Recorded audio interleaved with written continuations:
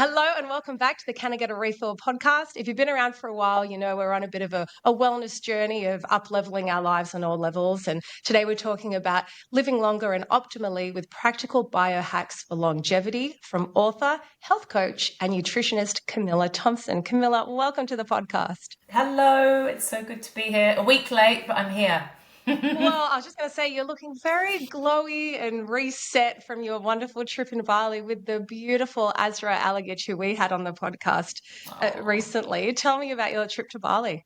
Yeah, look, well, Asra and I just co-hosted a women's biohacking retreat in Bali at Revivo, and it was incredible. So transformational. Like it was hard work.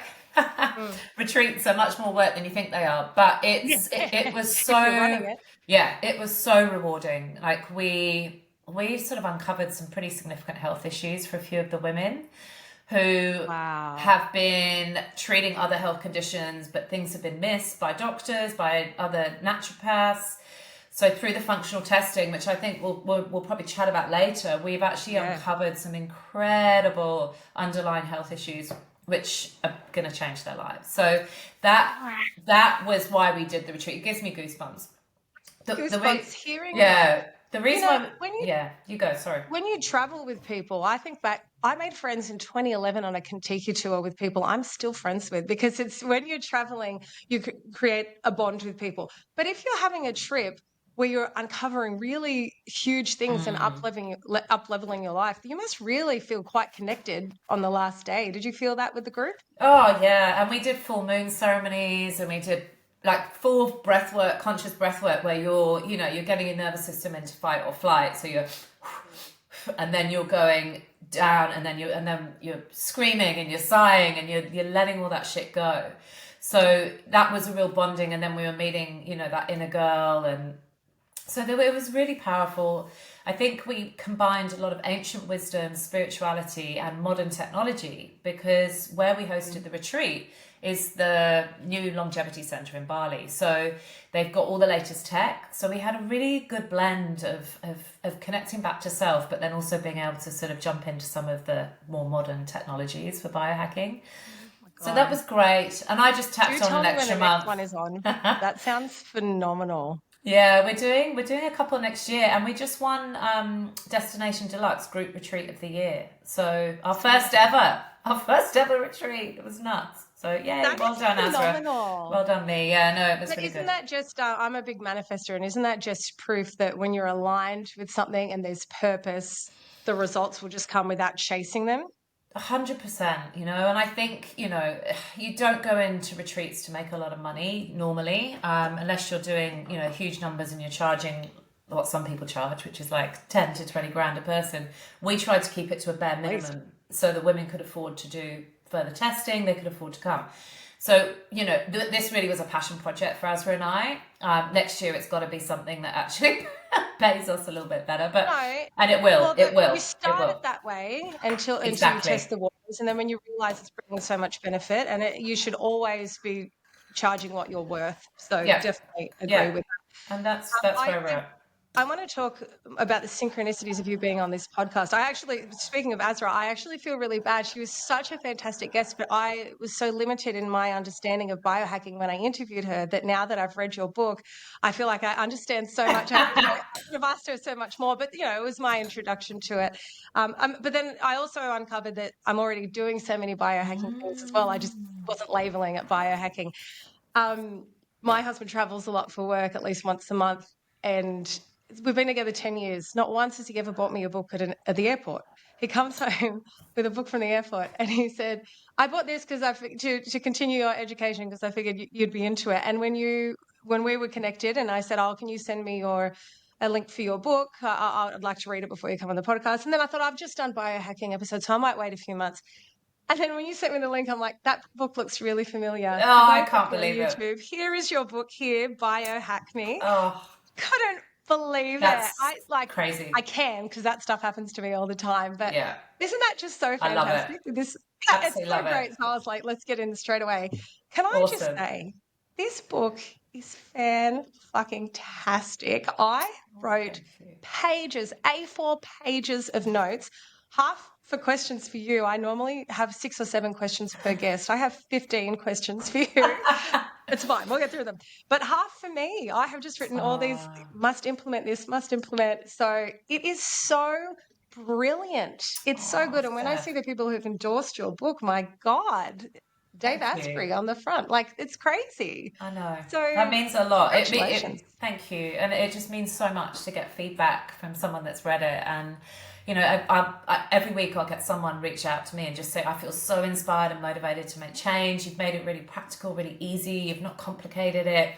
You know, it's not going to cost Which me is my favorite kind of shitloads book, of money. but you're also very researched and educated. So it is practical and easy, but you know your shit as well. I spend a lot of time. But look, I grew up with this. Like my mum was so forward thinking, as you know, you've read the book, but like she educated me on so much. She was talking about things that are only coming up now in the media and in research. So I feel like I was given a really good blueprint from an early age.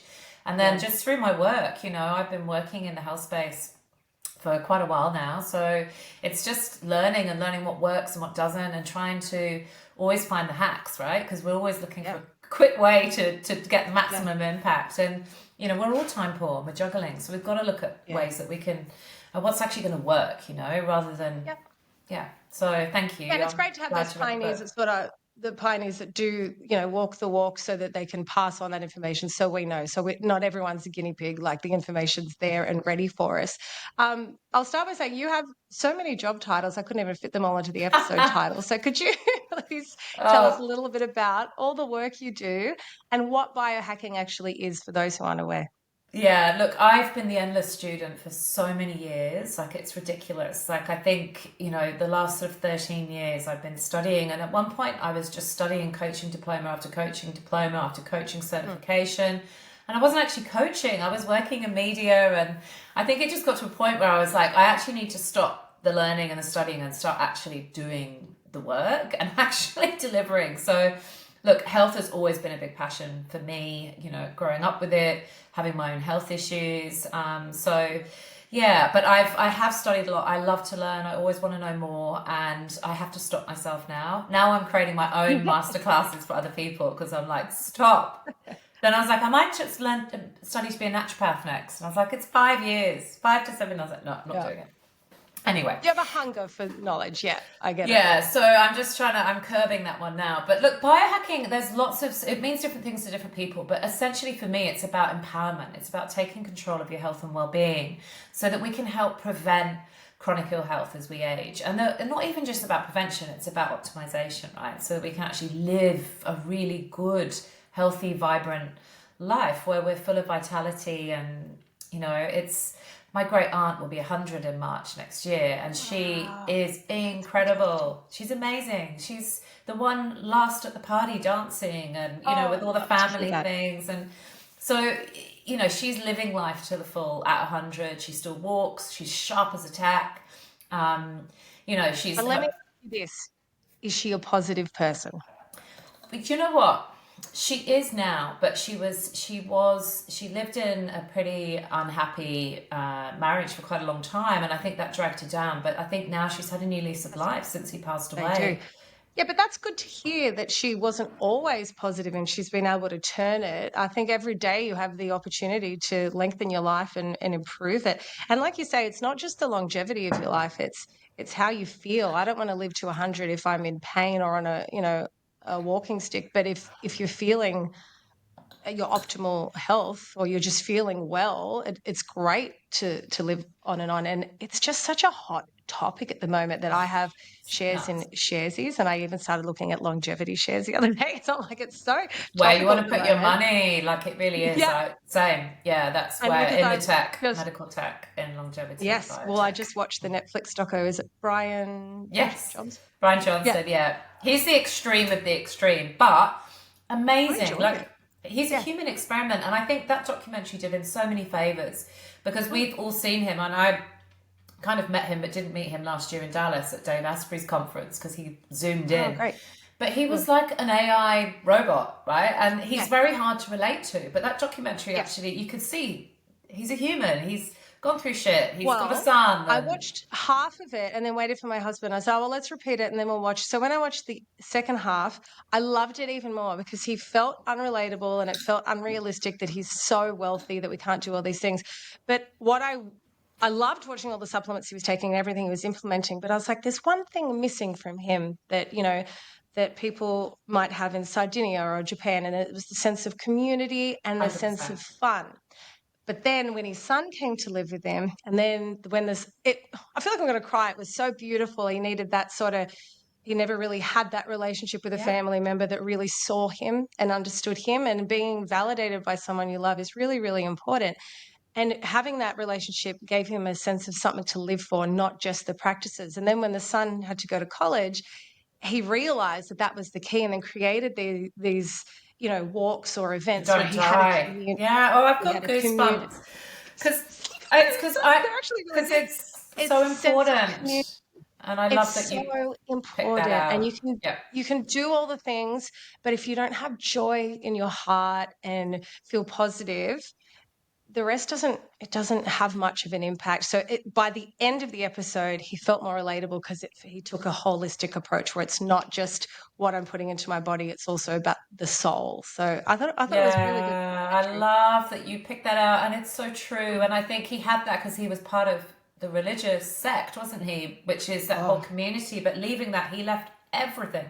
Like he had to leave everyone, and he was outcast. So, God, yeah, I didn't put that together, and it's so true. And I think my son just moved out of home a few months ago at 18, and oh, that broke those me that for a felt. little while. Yeah. Oh my God, it was heartbreaking. I mean, I'm gonna you've got a cry. I have a 1 year old, 1 year old, haven't and I you? can't Oh even my think God. about that.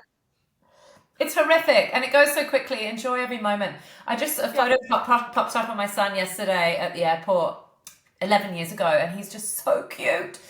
And I just sent it to him, and he was randomly flying with his girlfriend to Thailand yesterday as well. And I was like, you were in the airport 11 years ago in 2014. Oh, I said, look how cute you were. And he just messaged me back, so cute. And it breaks my heart because I just go, that time's gone. And your relationship changes with them. But it made me realize what was my purpose, And I'd written this book and I'd spent a year hermiting, writing my book. And it was like I was in COVID, I yeah. actually, and my son was at home, so I didn't really go anywhere. I didn't really do anything. My husband travels all the time for work, so I was on my own a lot. And when my son moved out, I suddenly went, hang on, I'm missing some key elements here. I'm missing connection, community, and joy and Yeah. fun. Like I've just got so serious. I dealt with a whole heap of shit as well that went on for me in the last few months. And it was like, I had to recalibrate, which is why I went to Bali and lived with 3 women, one of my really old friends and a couple of other friends. And I just had that sense of community back. I joined in with the community in Bali. I did stuff. Like I really got that back. I got that sense of hope and purpose. And it was really good for me to just remind myself of being able to be lighter and fun and Mm. laugh and not be so serious all the time. Listen, we all get caught up in it because that's the society, because you're deemed as lazy as soon as you stop, working so hard. So it's definitely something that's missing, just that play. I follow these nostalgic pages of like the 70s, 80s, and 90s where they've just got, you know, pictures of like bikes at the front and, bedrooms at like sunrise. And it's such a simple image that it invokes so much emotion in you because Yeah. we're just missing that at the moment. So fun is so key, and that's something that I'm really trying to instill more in my life. But Well, it's hard. a 1 year old can bring some of that. He brings it, but then Some it's of it. so much work that It is. the element of you minimizes. So I'm Yeah. I'm I'm like at my most joyous than I've been in my adult life, but I'm also so tapped out of energy. Whereas I spent a lot of my adult life just working on myself. So I'm finding the balance Mm, tricky, but I'm so rewarded. Yeah, it's a funny time. I yeah. kept saying 2025. I mean, 2025 has been a funny old shit show for everyone, I like know, it really globally. has. But I said that it would be that year where I'd be tested and brought out of my comfort zone, which I have. But yeah, it's And as they get older, it does get more fun and it gets easier. Like yeah, one's a tough age, and then you go into twos. But once they start talking and they're, yeah, well, running around, but it brings that element because you have to start playing with them. yeah. And I listened back to an old podcast when I was pregnant, and I was talking about ways to fill up your cup. And I said, you have to play. And I said, maybe when this baby comes, I'll play more. And I realized I have. Like, we'll go out into the backyard and I'll take my shoes off and do a bit of earthing, but we just do silly play and dance parties in the living room. And that's something that I wasn't doing as much. So, yeah, you're right. Kids do definitely. It brings it back. It definitely brings it. You relive your childhood a little bit through their eyes. You do, and so many parents don't because they're just so disconnected and they're not present, and it's just like, and then it's just here's an iPad, here's a phone. You know, they don't actually go. Okay, I'm going to take time to. And I did that. I used to do it. I was working full time. You know, I get home, I'm exhausted. The last thing I want to do is do a puzzle or build Lego. Like it's hard. I wasn't like it on maternity leave, and then I went back to work when he was 5.5 months, and that's when I discovered Miss Rachel on Netflix because I said I would never. I still don't give him handheld devices, but I would put it on the TV because I had to sit it's too at hard. a laptop for like 8 hours. It was impossible. I've quit the job now. I'm now working for myself, so it's good. Well done. It's hard, but you do what you got to do, right? And then don't beat yourself up because that's the thing. As parents, we're so prone, especially as mums. I'm a shit mom. I can do better. Like I spent years beating myself up, and I was just like, wow, I was doing the best I could with what I had at the time. That's it. And that's why parents are stressed not with what they're doing, but with the judgment of what people might be thinking of their parenting. So, well, you came across biohacking due to some unfortunate events that left you feeling extremely unwell. And I had something very similar. So I'm intrigued to hear more. Tell us a little bit about that. I'm intrigued to hear about you now. So I lived in mould in Rose Bay, eastern suburbs, in an old apartment, beautiful apartment, but so old. And it just hadn't been fixed in years. We had so much like really bad storms, water damage.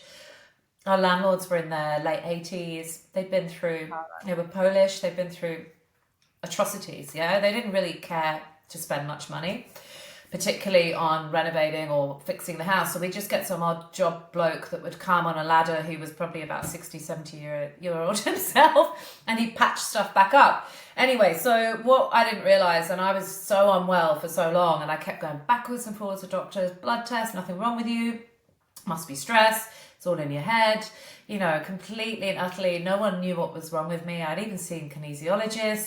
They couldn't even work out what was wrong with me at the time because this was, now we're much more mold aware and mold educated. I mean, GPs still aren't, and it's, it's not their fault. They're just set up. They're not set up to succeed. They don't have access to testing. They've had no training, so they don't know. They don't know what they don't know.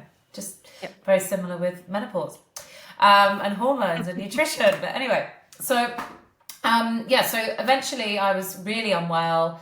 I felt like I was hungover all the time, constantly dehydrated. Bones were creaking as I walked, so I had what was mimicking arthritis, bulging, weeping eyes, massive chemical sensitivities, just constantly just feeling like shit all the time. And a girlfriend of mine came over to the house. She worked in mold remediation. She found in our cupboard in our bedroom was completely infested. And it was everywhere. It was literally in all our wall cavities. It was under the house. It was in every room. My son's bedroom was the worst. Oh. He'd been sick on and off. He used to get sores on his lips. The school started saying he wasn't concentrating. His football team were like, he's not running like he used to. And we just thought, I don't know. We didn't put it all together. My older son was fine. It's so frustrating when you don't know. And I think that's what that really upsets people the most is when they can't get an answer. Well, just briefly, I worked at a company in Cronulla, and it's the most spectacular lot because you get full sunrise and full sunset views. It's amazing, but it is an old building, and I kept saying it smells moldy down here, guys, and it was carpeted, and it just smells stale and moldy, and I was made out to be the biggest princess that just needed to shut up and suck it up. I always get like 6 monthly or 12 monthly blood tests, and my results are always perfect. The other thing that's always low is iron. And they kept saying, oh, your allergy reading's off the chart. And I didn't end up going for the allergy test to determine exactly what it was because it was $400 and I didn't have the money at the time. Yeah. And I saw when they moved furniture, I saw mold physically like all up the walls. And when I ended up leaving the job, well, I was singing at the time and my voice was suffering, but I just remember always having this horrible throat and nose and my eyes looked funny. And after a while, and it took a while, like I'm talking a few years after leaving that job, the results are no longer there on the blood tests about allergies, and somehow I seem to have gotten better. But when I read your book, I felt really validated that the damage that mold can do, and nobody Yeah. listened at all. Yeah, well, that's my next book I'm writing. I just started it in Bali called Maybe It's Mold, and it's going to be all about mold. All Right. about my story. I want to share other people's stories. People are, particularly government housing, disability housing, retirement homes. People are sitting in retirement, these rooms, choking to death. They can't, like it's, you've worked all your life, you paid your taxes, you've done everything you've been sort of told to do, you've played the game, and then you have to sell your house to get into a retirement home most of the time. Yeah. So then what you want to do is save some money for your family, and you can't because it's so expensive to retire now. So, which is another reason why our health span is so important, right? Is so that we don't have to go into those retirement homes. And then you're in like a box and there's no ventilation and there's often lots of mold issues. So, that's one part. Then you've got, kids and babies that are sick from mold, and landlords that don't want to do anything about it. There's not proper regulations in Australia. Like I've been working with the government here locally, and he's been to Canberra to try and do something, and they think they are doing stuff, but they're ignoring. It's not a massive. Well, that's what's needed, because it seems like it should be illegal for little babies to be inhaling mold like that. You can't set yourself up for a good life with that. So, yeah, it's really interesting, your journey, because I find that most people, when they're on a journey to wellness or up-leveling their lives, it's because they've been in a place that was shit and they wanted to improve it. So your story made so much sense to me that's why you got into biohacking. And also that there's hope, because I lost hope for a long time. I was living in fear. I wouldn't go out to my friend's house. I wouldn't go to certain places because I was worried about getting mold. I've just been exposed to mold this week somewhere, and like I've just had to trust my body. I've taken the binders. The last 3 mornings I've woken up so dehydrated. Like I can't hydrate all day. So it's like, okay, something's happened. Okay. And I can just, there was an air conditioning unit that went off, and I could smell the mold. So I've just ingested the spores. And also in Bali, like it's moldy everywhere in Bali. Like where I was staying was okay, but it's so wet. But I've learned to trust my body. But the thing is, you do lose hope. You go through a period where you're like, I'm never going to get better. I'm never going to get through this. Like one of the ladies on our retreat has been treated for 8 years with mold. And the doctor that she's seeing, I can't go into the details, but some of the stuff that's been said to her is just not okay, because it's not about promoting hope. Yeah, but it's more saying you're going to die from mold. You're going to get dementia or you're going to get cancer. Those are your two options. And it's like, no, that's bullshit. Actually, the body knows how to heal. We know that the body can repair. Given the right environment, right? So given whatever it might be that it needs to heal, it can. And she left our retreat like a different woman, lit up, hopeful. And we've now got her the right practitioners so that they can support her, and so you can get well. The body knows how to heal. We've just got to help it. That's fantastic. And hope is huge. Hope is what changes it. If someone hears a diagnosis like that, their body will follow through thinking, well, it's inevitable. It's a horrible thing to say. What is inflammaging? What factors trigger it, and how can we manage it? Yeah, so inflammaging, this is just what happens as the body ages, but we are exposed to so much now in our environment, and this sort of damages the cells, and inflammaging is really sort of cell damage. We look at the hallmarks of aging, so things like, those senescent cells, the zombie cells, our mitochondria, our telomeres. So those are all sort of things that happen as we age, they're those hallmarks. But inflammaging is literally just the body is aging through inflammation.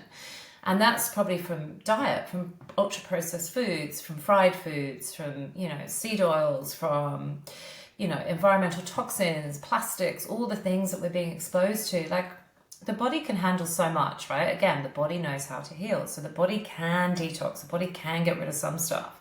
But we've got to look at that compound effect, right? And if we're constantly layering toxin and inflammation and refined sugars and ultra-processed foods and lots of alcohol, like the body is going to age much quicker. And inflammaging is when the body ages quicker than it probably should. Yeah, and probably not just aging. I'm always seeing these studies on, let's say, the US, for example, obesity that they have now. They didn't have that rate in the 70s, and they're talking about people used to eat like full fat butter, and then all of a sudden, all the reduced fat, high sugar processed things came in, and then I mean, there's other factors, of course, but obesity really started to increase after that. Yeah. The processed foods, the seed oils, everything packaged, even when it's marketed as healthy. Now, since I had a functional psychiatrist talking about the correlation between gut health it's just such a light bulb moment for me of how we're so high in our omega-6s and so much inflammation just because every time you're out, you're eating those packaged foods if you're not prepared with foods, and everything's got those seed oils that are just so damaging to the body. And so many hidden sugars, and I think this Yeah. is the thing, like you do savory stuff that's got sugar in, it's just like, Mm. why? Because everyone wants a certain taste now, and that's that bliss point that they create, right? Is that they want people to keep coming back and going, oh yeah, that It's tasted, addictive. yeah, it is. And it's, there's clever people behind the marketing for a lot of these, well, the development of these food products. But so I think this comes back to biohacking. It's about taking control of your health, right? It's about going, okay, well, I'm not being forced. There's not a gun to my head. I don't have to have Yes. Macca's and eat a tub of Ben and Jerry's. I have a choice here. But yes, I am being set up to fail from a perspective Yeah. of I go in the supermarket and most of it in there is packaged. And, I am driving everywhere I go. There's bright lights with fast food, and it's hard, right? We struggle with boundaries as humans, and we struggle with discipline, right? So it's tough. And throw in that you're busy and you're tired and you choose Convenience. convenience. It's Yeah. convenience. And this is, I see this with my son. Like he was working as a trainee chef. He's exhausted. He doesn't want to cook food when he gets home. And it just KFC turns up. And it's like triggered the hell out of me. It was like constant junk food coming to the door. Domino's, cheap pizzas, because he doesn't want to spend too much money. Even if I'd make something nice and leave it out for him, he couldn't even be bothered to heat that up. He just wanted it delivered to the door. And this is why young people are in all sorts, because they're becoming so lazy. They don't want to cook. They don't know how to cook. And it's all about convenience. So we've got a real issue here that needs to be resolved on getting everyone just eat real food and buy real food. That's it. Louise Hay always used to say, if it grows, eat it. If it doesn't grow, don't eat it. It's honestly, you can bring it So back simple. to being that simple. But it's true, biohacking really is taking the power and control of your life back. Otherwise, you feel like lab rats when people are putting all this shit in the food. And if you're not reading it and doing your research, you just don't know what you're consuming because the words on the front of the package aren't what's in the food. I can Yeah, tell you that much. natural. Use the word natural, and Yeah, then you look right? at what's actually, in the ingredients, and it's, Yeah. Well, even my yeah, friend was like, we were talking about organic, and I said, well, she goes, well, that should be illegal if they can write organic and it's not organic. I said, no, organic is when some of the ingredients are organic. Certified organic is when all of the yeah, ingredients. So, yeah, if you don't know, you don't know. You think what you're eating is good. yeah. What is, and I hope I'm saying this right, ultradian rhythm? Yes, that is spot on. So our trading rhythm is, so we've got our circadian rhythm, which is our sleep to wake cycle. So that's sort of from the moment we wake up, our circadian clock starts, which is why it's really important to get natural light in the morning, which we can now, thankfully, that winter's gone. Yes. Yeah. But that's really hard, right? I mean, it's tough when you look at countries as well. I'm from the UK, and it's cold and dark a lot of the time there. And it's also light till really late at night. So it's really interesting looking at how Europeans' clocks, their circadian clocks, are very different. They eat later because it's lighter. Their body's not ready to Yeah. go to sleep. They eat Whereas, so late. yeah, I can't deal with that. I'm like a 6, I can't deal. I 6:30. need I to get have coffee anxiety if then. it's 7 o'clock. I'm like, nah. Even going for dinner at people's I houses, I'm like, struggle with guys, that. I'm an early dinner person. Yeah. Yeah.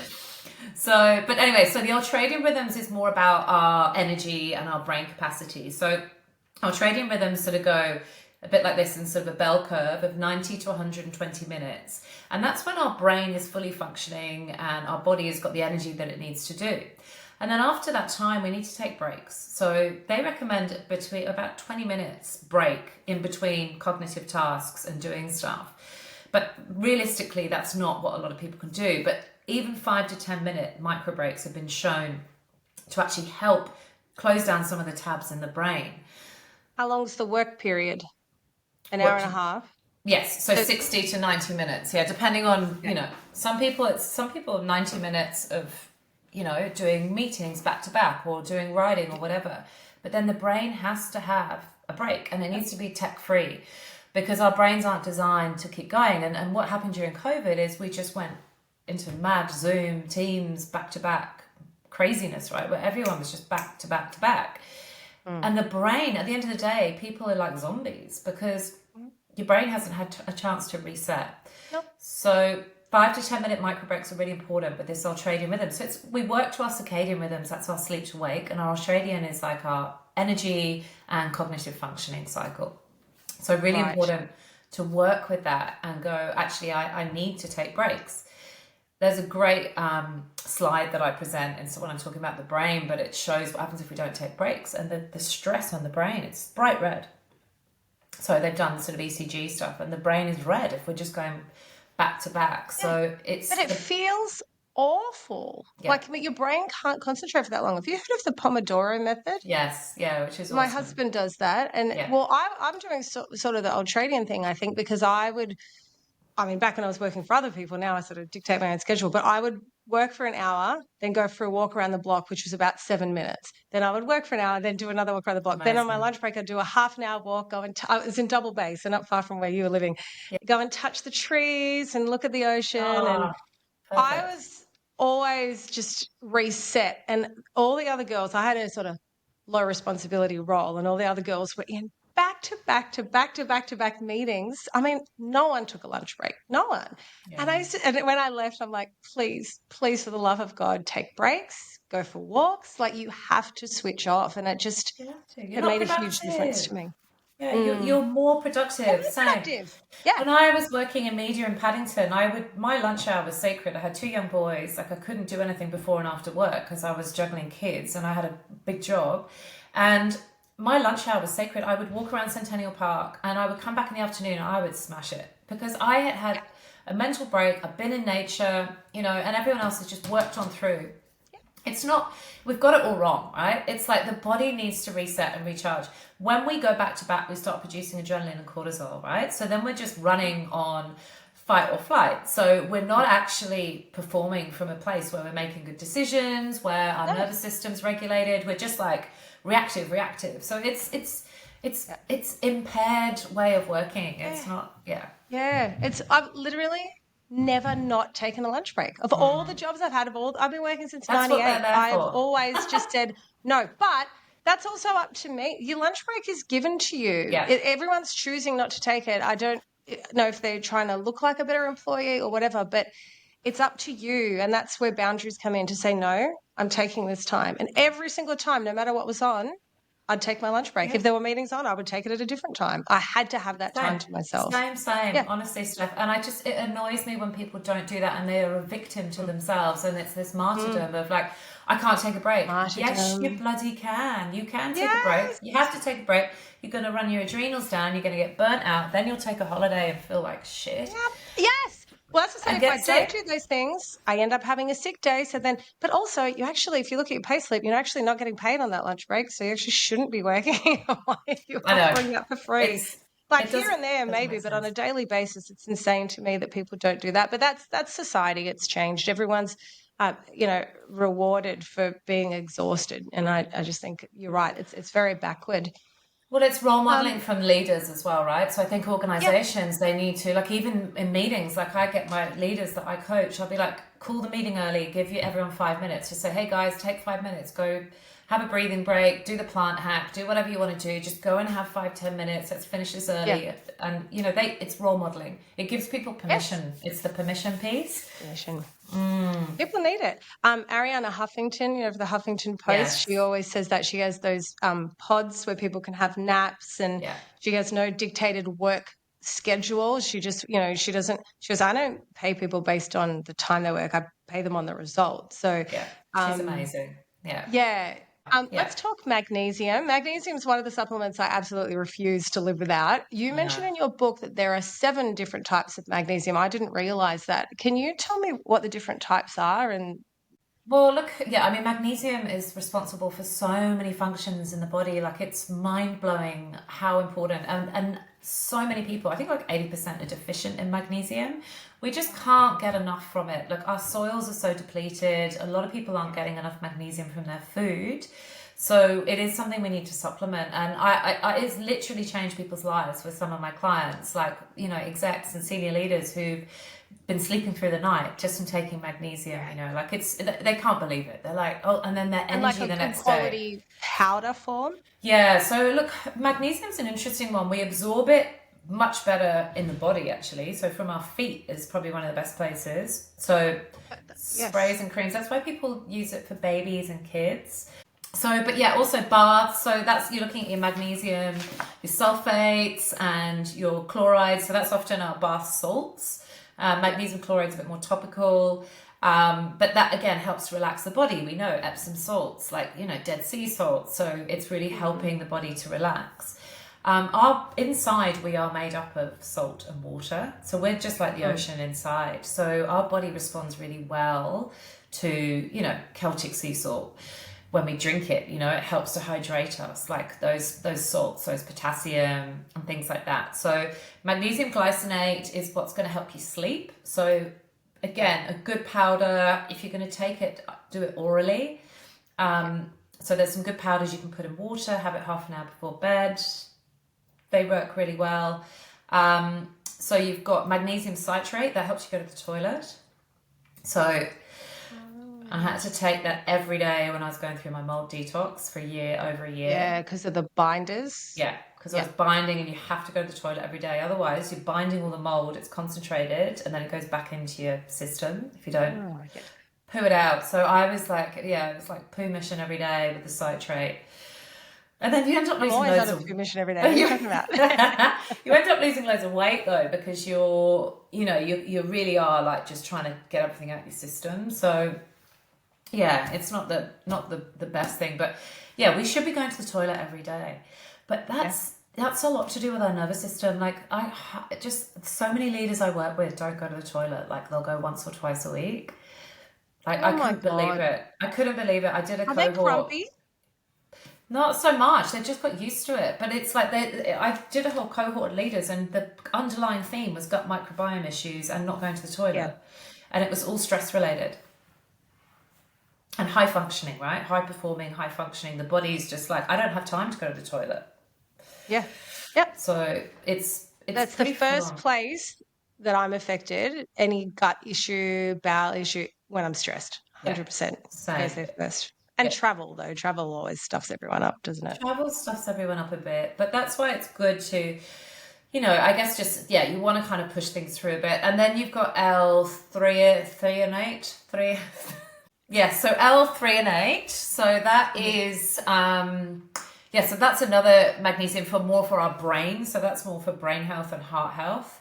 So you can actually take that. I think Symbiotica do a specific one supplement, and that's liposomal, so it's liquid. But there's also something called Magnesium Breakthrough, which has got all 7, which you can buy from Bio-Optimizers, I think. But we don't really need all 7. I mean, I think it's good to take it for a while, but you don't need it ongoing. Like, I think you just got to go, what am I actually trying to address here? Like, is it brain health support? Is it I need to go to the toilet? Is it I want to sleep better? You know, I normally say with supplements, don't take them ongoing. Like, take them for a period of time, give your body a break. Cycle them. Yep. But magnesium's one that I always go back to, and I'm constantly trying different ones, and I can feel the difference when I don't take it. But similar with fish oil, actually, a good quality fish oil. But yeah, look, magnesium's so important. But again, you know, for some people as well, like I've had a few clients that have taken magnesium at night, and it's actually kept them up. So it's a small percentage. Very small. But it's the same with, you're one of them. You said in the book, I am so caffeine sensitive. I'm talking if I have a sip of my husband's coffee, my palms sweat, you'll see the pulse jutting out my neck, severe anxiety, like severe.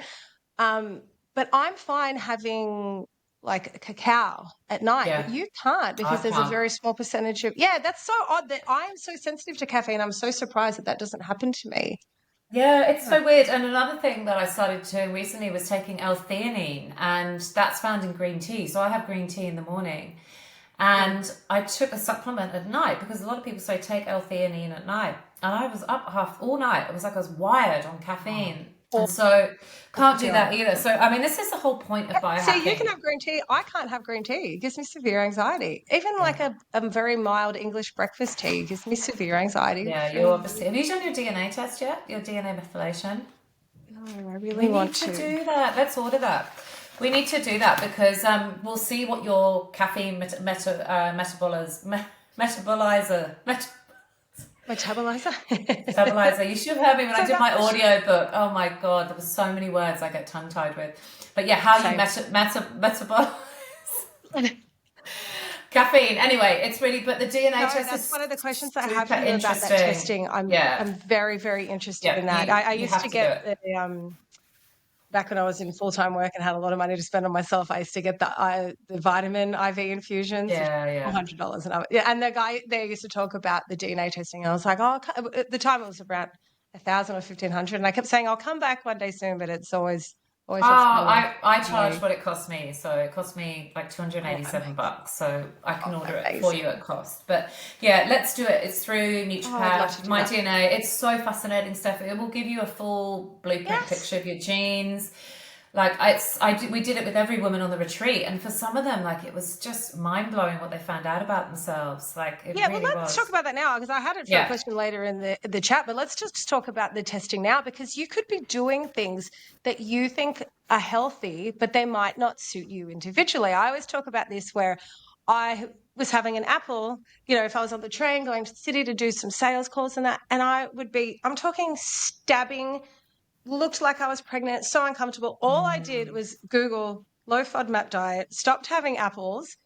My stomach is flat as a tack at the I know. moment. Like it's unbelievable how you think you're having seemingly healthy things that don't agree with you. So yeah, the Yeah. DNA testing just sounds really Yeah, intriguing. look, it really is. And I think this is this whole bio-individuality. And this is the point of biohacking. It's about experimentation. There's not one size fits all rule. And it's not about saying, oh yeah, but this works for me. It's got to work for you. It's like, no, try it for Mm, a month or eliminate or, I mean, I think really understanding, listening to your body and tuning in with how does this make me huge. feel, right, is massive. Mm, But the DNA test it's like 128 pages. I bring it all together into more of an overview because otherwise it's so overwhelming. But yeah, it looks at, what's your APOE gene? So we're looking at, are you a hunter-gatherer? Are you a farmer?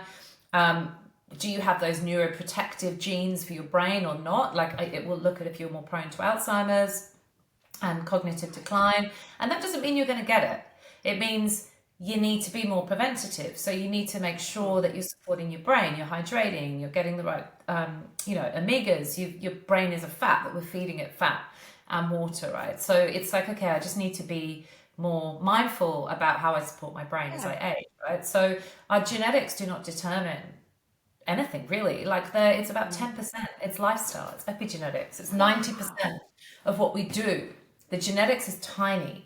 So we can change, we can change that gene expression, right? So we don't have to go, okay, well, I'm predisposed to this. Like we can change that with lifestyle.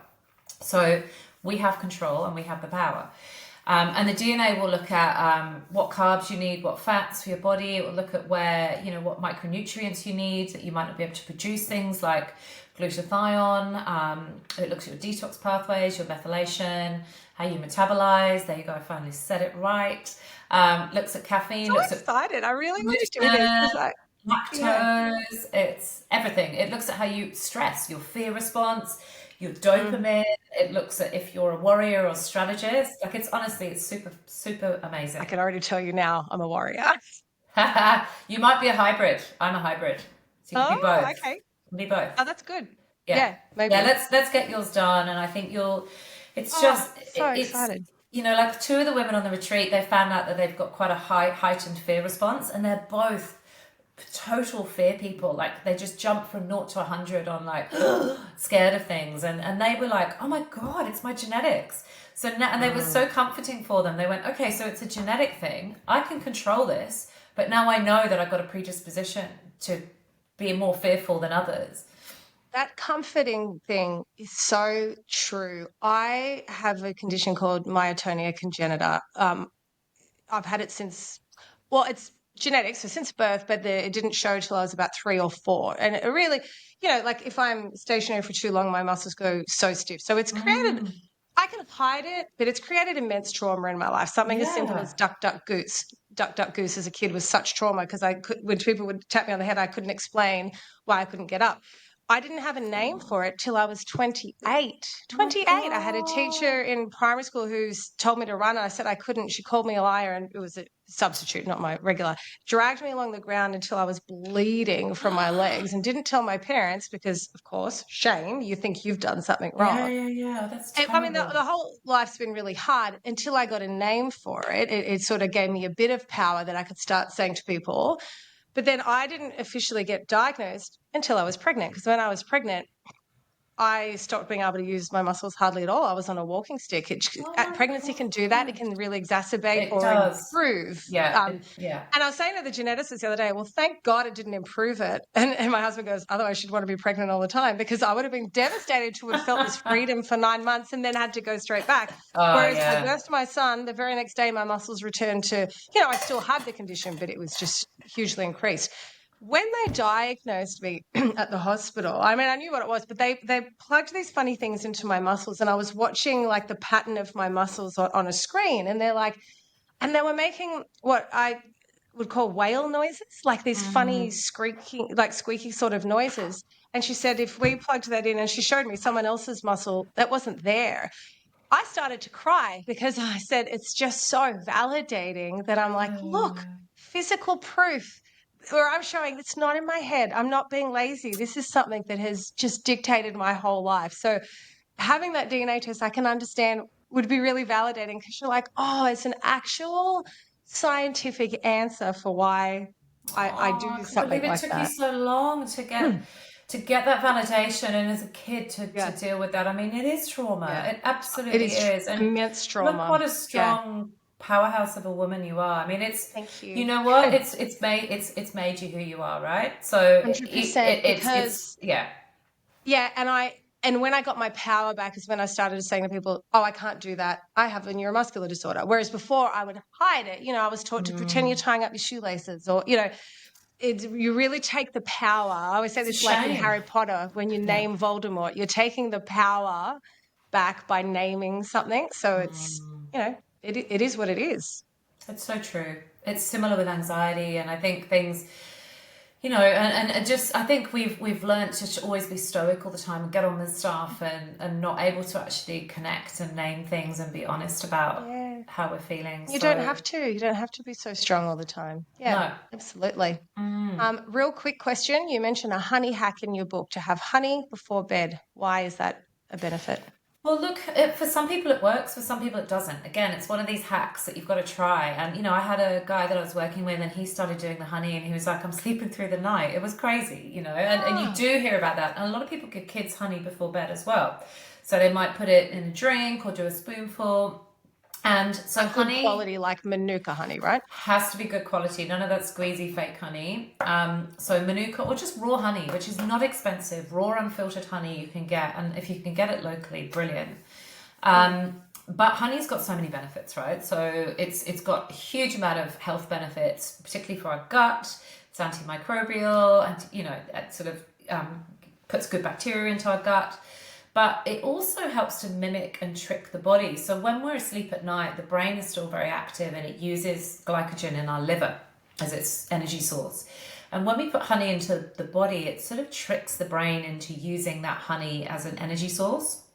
So then it can sort of tap into its second source, which is the actual using that glucose from the liver. So it just can prolong, if people are waking up in the night, it can help them to sleep through, because often people are waking 2-3 a.m. They're like, they're looking for energy. They've had a cortisol, adrenaline spike. The body's run out of energy source. So yeah, it's a really interesting one for people to try. It's not for everyone, but it's worth a go. Yeah, And I'm going to it try it. That's doesn't really cost you interesting. much. Yeah. Yeah, it's good to have the cheap biohacks for sure.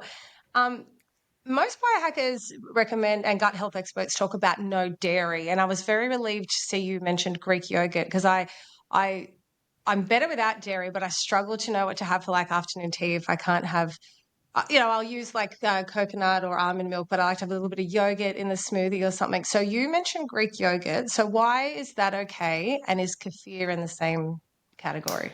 Yeah, look, I mean, it's all to do with the fermentation, right? And often Greek yogurt's low sugar, so that's a good thing. It's not causing as much inflammation. So many yogurts are full of so much crap, and they'll sort of put probiotic on the front, and you think, oh, okay, or Yeah. added protein, and you're like, so Greek yogurt in its natural state for some people is great. It's got the probiotics, it's fermented. So for some people, it's wonderful. For others, not so much. Like for me, I'm more sheep's yogurt or goat yogurt. That's what works better for my gut. Yeah. Okay. And I love like goat's milk, and my dad's Sicilian and he grew up with that, so I always thought it was something in me. My son, I just knew it.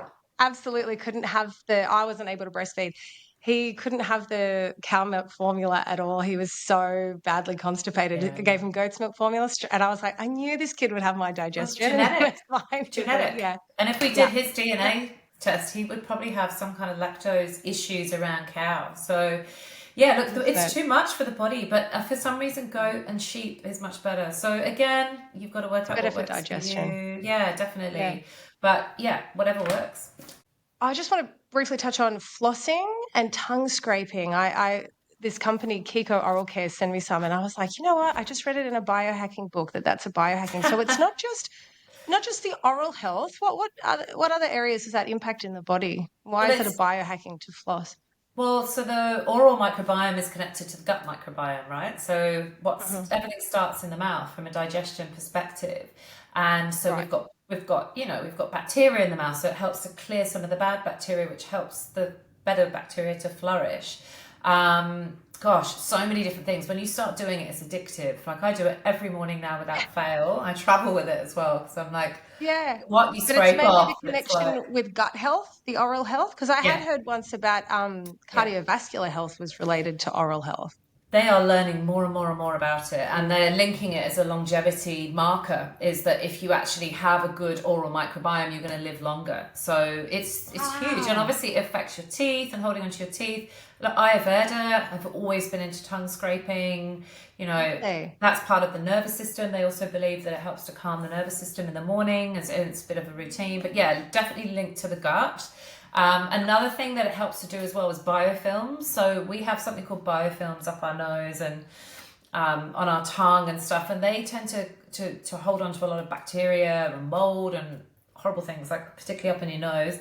So we can scrape some of those. It cleans some of those biofilms as well. So yeah, it's an absolute fantastic, great hack to do. And flossing, I don't know the actual research, but I read something the other day. They are actually looking with brain health as well, that actually not having that decaying food between your teeth, that impacts your brain cognitive decline. So I think just flossing is really important.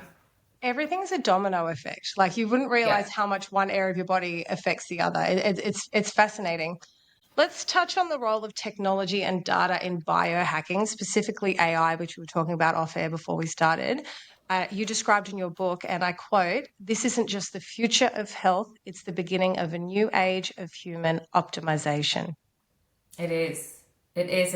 It's very exciting. It's also quite scary and overwhelming. I think that's AI all over, right? But we have to embrace it. It's here, and we will get left behind. And I think from a health perspective, it is fascinating what AI is doing now, particularly for doctors. Like, oh God, they're using AI now with even things like colonoscopies, and there's been stuff. Yeah, there's been stuff that's been missed by doctors, and then it's been put into AI, and AI has found it. So I think doctors are human. So they're humans. It's not their fault. Understandable that things can get missed. Yeah. And also sometimes they've got pages and pages and pages of stuff. And so I think from that perspective is that AI, the speed that it can do things also means that doctors can probably, have more agility around what they're doing as well, because they're not having to spend hours and hours going through stuff. But AI makes mistakes as well. So you cannot rely 100% on AI, and just because it tells you something doesn't mean it's gospel. So it's an interesting one of how it's going to be integrated into medical, but it already is. Like I work with a company called Everlab in Melbourne, and they do longevity protocol testing. So they do, and they've got a great platform, and it's all run by AI, and it stores all of your blood tests, your DEXA scans, your VO2. So it's all of your metrics, all of your data, and then they use AI, and it's incredible. So this is the future of health. We've got it all in one place. We're going to have AI helping to guide us, to coach us. You know, there'll be AI, well, there already is, I think, AI coaches.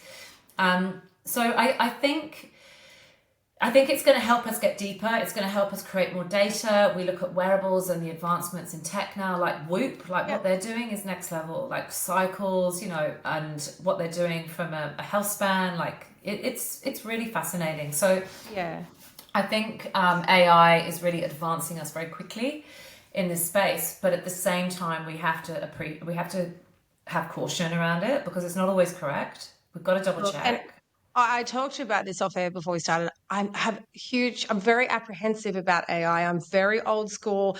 But my thing is more that I've always been as a singer in a creative field, and I've seen, you know, friends lose songwriting jobs because it's going to AI, and that makes me sad, thinking that you're losing that human creativity. My issue is that, you know, there's divinity in humanity, and I'm very apprehensive about it.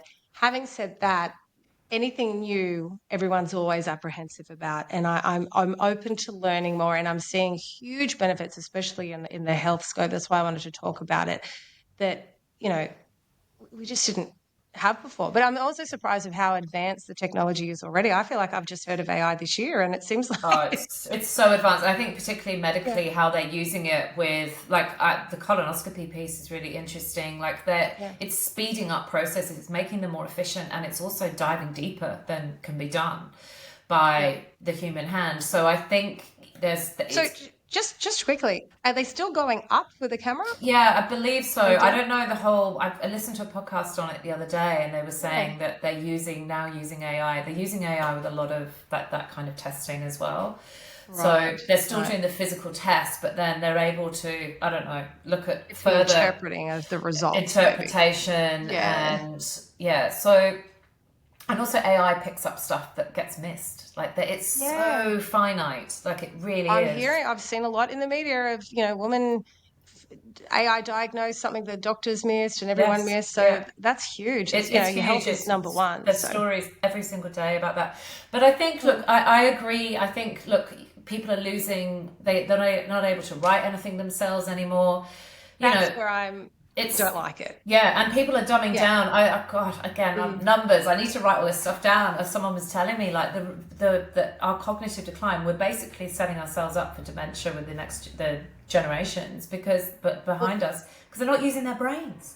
Well, you talked earlier about the younger generation being lazy, and why wouldn't they? Everything's done for them. So I've referenced before that I used to be a math whiz until in primary school I could do any,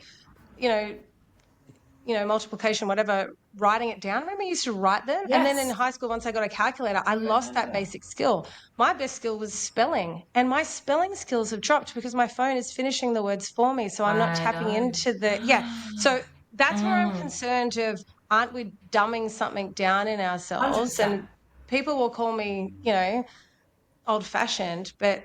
true. It's true. Yeah, and I'm told that if I don't get on board with AI with the podcast, I'll be left behind. But there's certain things where it comes to me doing creative writing, I will never use AI because I want it to be 100% my voice, and I enjoy it. I need to do some things in the moment, or I'm going to lose that ability to sit and concentrate as well. Exactly. I think it's really important.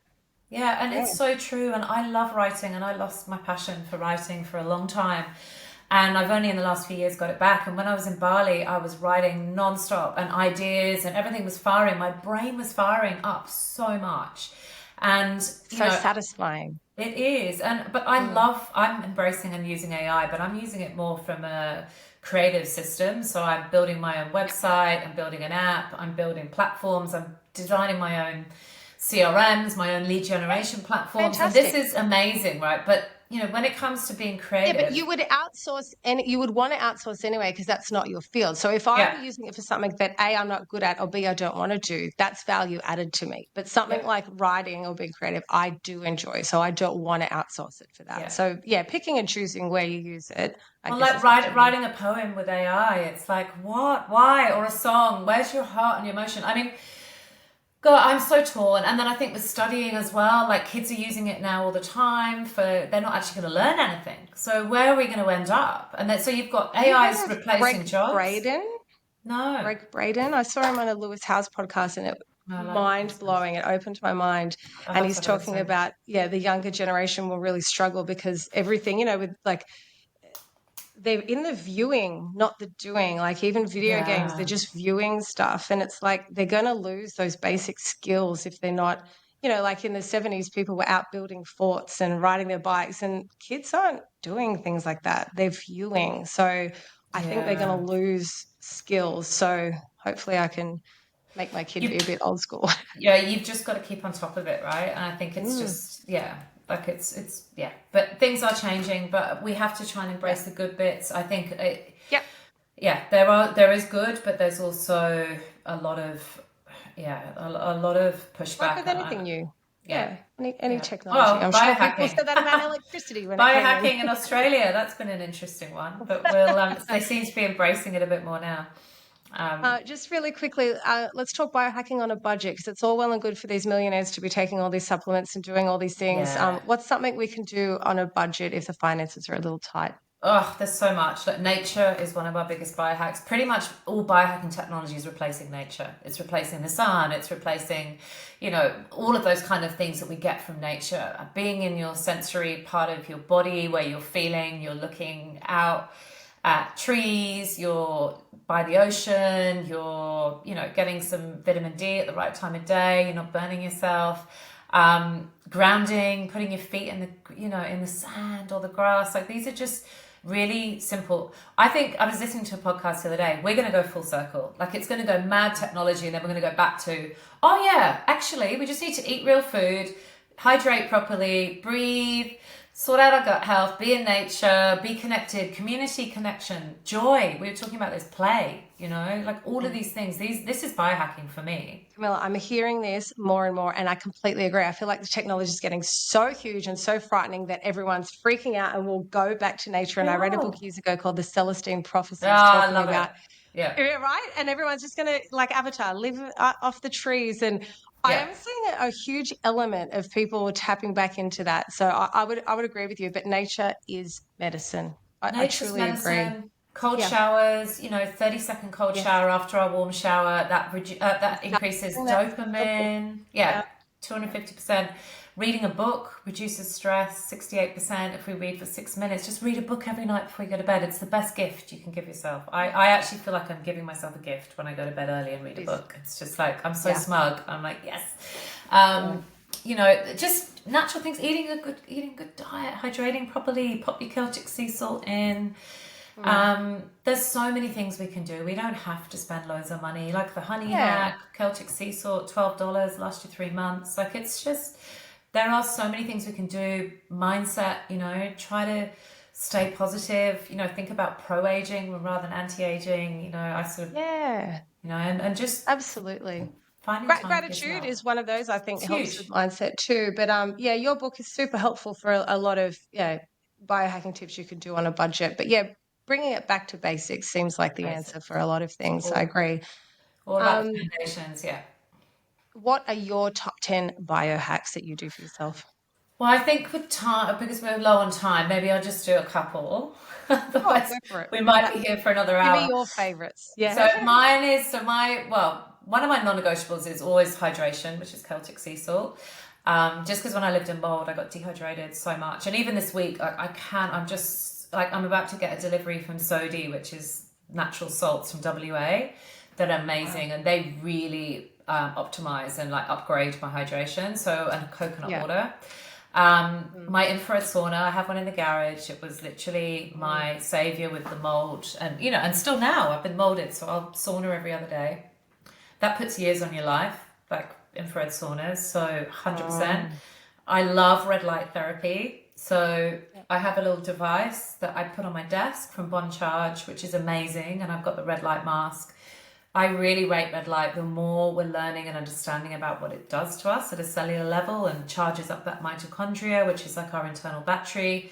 It's good for the skin, but it's good for internal. Like there's been some incredible studies into red light, even in Australia, helping with gut health, with hormones. It's even been Parkinson's have done a big study with it to help with reducing the symptoms of some people with Parkinson's in the beds, the red light beds. Wow.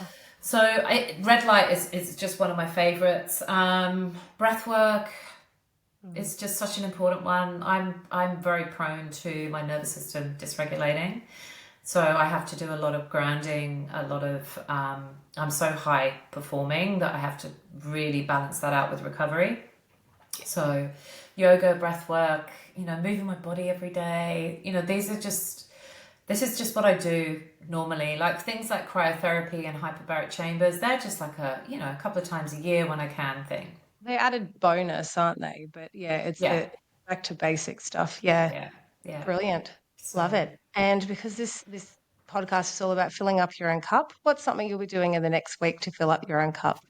well, I think this week seeing my son really filled my cup. Just 24 hours with him. I mean, kids, they can really, well, it can go one way or the other, can't it? But when they can either completely deplete you or they can fill you up. But I think I'm going to see minute to minute it can change. Yeah, I'm meeting up with 2 girlfriends in the morning to do a beautiful coastal walk. So that is a real fill my cup, like being in nature, moving my body, and just hanging out with girlfriends. Yeah. The best. Oh, no wonder your skin's so glowing. You really know how to take care of yourself. Listen, we could have kept talking for 3 hours, but I really hate long podcasts. So Same, and we'll be annoying everyone. They'll be like, just shut up. You are an absolute wealth of knowledge. Your book, for those watching on YouTube, please go out and buy Biohacking. Thank you to your husband. Thank you for him buying at the airport. What a legend. Love it. I just think taking care of yourself is number one, and that's why there's such a hot topic at the moment talking about biohacking. So yeah, you're doing a service passing on good knowledge like that. So I appreciate you and really appreciate your time today. Thank you so much for having me on. Absolute pleasure. And everyone, please do something in the next week to fill up your cup.